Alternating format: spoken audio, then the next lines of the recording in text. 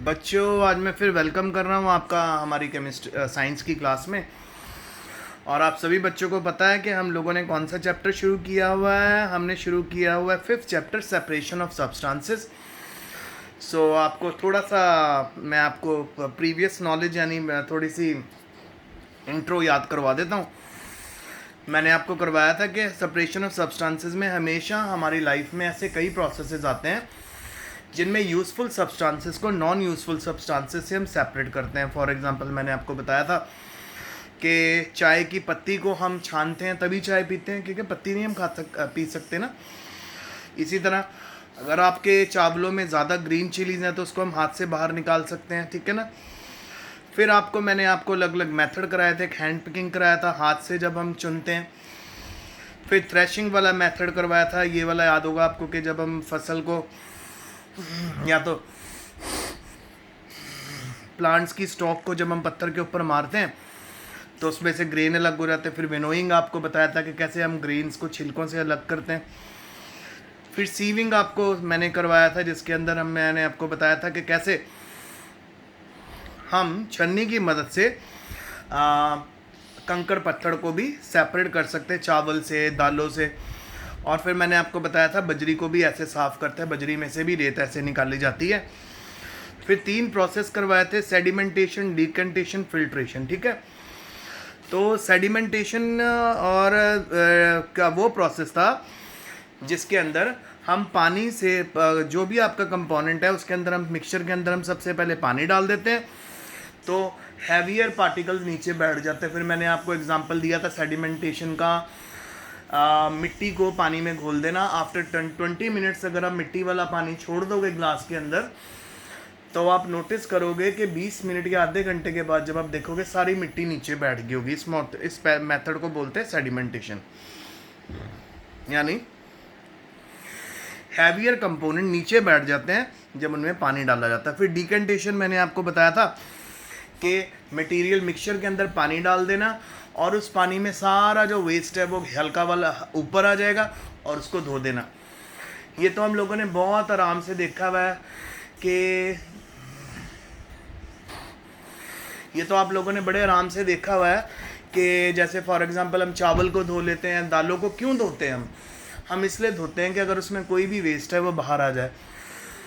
ये decantation process होता है। इस डिकेंटेशन प्रोसेस में क्या होता है, वेस्ट मैटर ऊपर आ जाता है, ठीक है, और उसको पानी के साथ हम बहा देते हैं। फिर यहाँ पे बेटा डायग्राम में इसको बहुत अच्छे से समझाया हुआ था। ये देखो, पहला वाला आपका सेडिमेंटेशन है, दूसरा वाला आपका डिकेंटेशन है, ठीक है। सब दोनों सब्सटेंसेस को पानी में डाल दिया।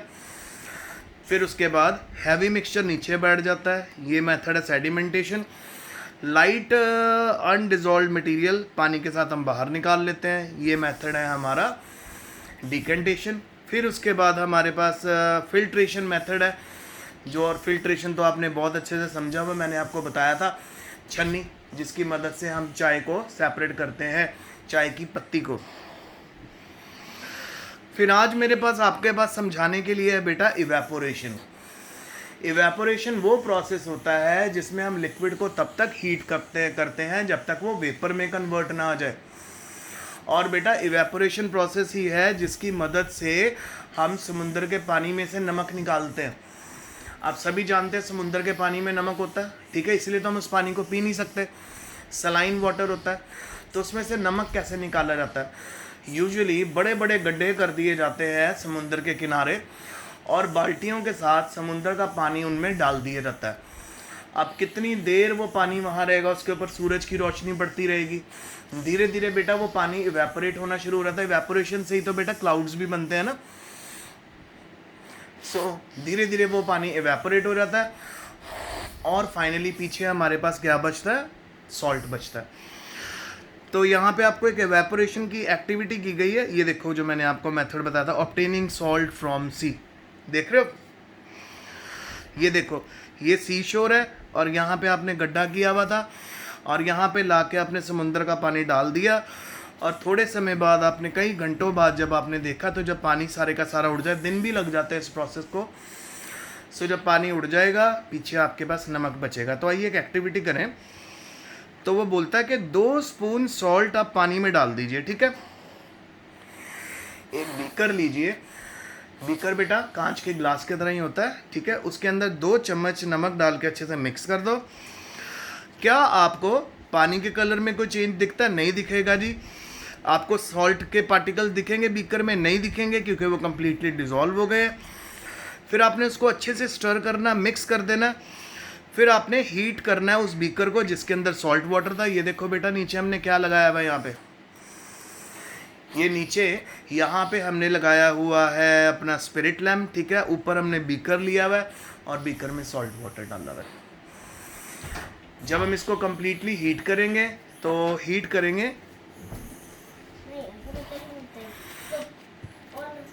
जब हम इसको कम्प्लीटली हीट करेंगे तो धीरे धीरे धीरे धीरे सारा पानी उड़ जाएगा। व्हाट बेटा? ताजमहल। सो उसके बाद क्या है, धीरे धीरे जब सारा वाटर उड़ जाएगा बेटा तो हमारे पास पीछे क्या बचेगा? सॉल्ट। Okay done, okay. हमारे पास पीछे बचेगा सॉल्ट। और उसके बाद अब हम आगे चलते हैं, ठीक है। फिर उसके बाद हम क्या करेंगे, इस सॉल्ट को हम आसानी से ऑब्टेन कर सकते हैं। तो वो प्रोसेस जिसमें पानी वेपर में कन्वर्ट हो जाता है, वो प्रोसेस जिसमें पानी वेपर में कन्वर्ट हो जाता है उसको इवेपोरेशन बोलते हैं। सो इवेपोरेशन का प्रोसेस कंटिन्यूसली वाटर के सरफेस के ऊपर होता रहता है। कहीं पे भी पानी हो बेटा और खड़ा हुआ पानी है और अगर वहाँ हवा चल रही है, वहाँ पे सूरज की रोशनी है, सूरज की रोशनी उसके ऊपर पड़ रही है, तो उसकी हीट से पानी हमेशा इवेपोरेट होता रहता है। Give me just 2 minutes, give me 2 minutes, I will call you. आगे, where do you think salt comes from? अब आप बताइए कि हमें नमक कहाँ से मिलता है? सी वाटर, समुद्र के पानी में ढेर सारे सॉल्ट का मिक्स हुआ होता है। उनमें से हमारा जो कॉमन सॉल्ट है जिसको सोडियम क्लोराइड कहते हैं वो उसमें प्रेजेंट होता है। जब सी वाटर को हम अलाउ कर देते हैं, स्टैंड कर देते हैं पिट के अंदर, यानी गड्ढा खोद के वहाँ पे खड़ा कर देते हैं, वाटर सनलाइट में हीट होता रहता है और धीरे धीरे धीरे धीरे वो किस में कन्वर्ट हो जाता है? वाटर वेपर में, और उड़ना शुरू हो जाता है एवेपोरेशन से। और कुछ ही दिनों में सारा वाटर वेपोरेट हो जाता है और उसके पीछे सॉलिड सॉल्ट बचता है। ये देखो 5.12 स्ट्रक्चर,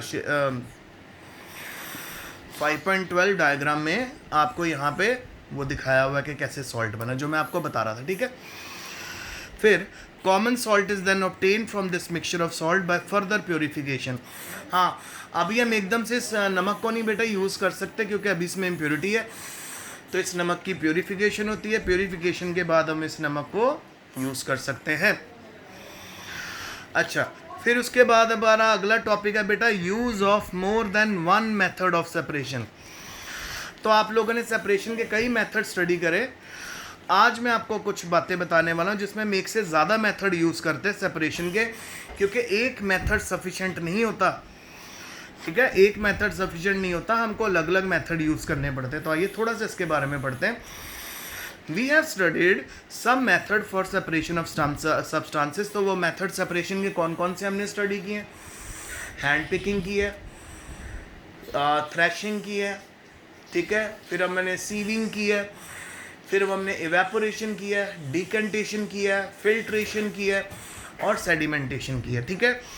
कभी कभी एक मेथड सफिशिएंट नहीं होता सब्सटेंस को सेपरेट करने के लिए, उसमें एक से ज़्यादा मेथड यूज़ किए जाते हैं, ठीक है। तो जब हम एक से ज़्यादा मेथड को यूज़ करते हैं तो उसमें आपको ऑब्टेन करने के लिए एक लंबा प्रोसेस कैरी आउट करना पड़ता है। जैसे फॉर एग्जांपल अगर हम इवेपोरेशन और कंडेंसेशन को कंटिन्यूसली करें, देखिए सबसे पहले हमने केतली में पानी लिया, उसको गर्म करना शुरू करा, केतली का पानी इवेपोरेट हुआ बेटा, उस इवेपोरेटेड पानी के आगे हमने क्या रख दिया? तवा। आपको पता ना घर में तवा होता है, तो तवा के ऊपर जब भाप जाके टकराएगी तो धीरे धीरे भाप ठंडी होगी, और भाप जब ठंडी होगी तो उस पानी को हम क्या कर लेंगे? कलेक्ट कर लेंगे। तो यहाँ पे कौन कौन सा मेथड इकट्ठा हो रहा है? एक तो बेटा इवेपोरेशन इकट्ठा हो रहा है और साथ में कंडेंसेशन भी हो रहा है। कंडेंसेशन वो प्रोसेस होता है जिसमें वेपर सॉलिड में कन्वर्ट हो जाता है या लिक्विड में कन्वर्ट होता है, ठीक है, उसको कंडेंसेशन बोलते हैं। तो दो प्रोसेस इकट्ठे हो रहे हैं, कंडेंसेशन एंड इवेपोरेशन। तो इस टॉपिक को डीपली स्टडी करेंगे हम नेक्स्ट टाइम। सो आज प्लीज़ आप इवेपोरेशन को बहुत अच्छे से पढ़ना, जो मैंने आपको समझाया अच्छे से समझने की कोशिश करना, और आप उसको दोबारा पढ़ना कि कैसे सॉल्ट वाटर से हम सॉल्ट बनाते हैं। और जितना मैंने आपको पूरा लेक्चर करवाया, जो भी आपको जितना टॉपिक करवाया उसको रिवाइज कर लेना। हम फिर मिलेंगे मंडे को, और सून सैटरडे या फ्राइडे को हम आपको देने वाले हैं कुछ एक्टिविटीज़ करने के लिए। तब तक के लिए stay home, stay safe, best of luck.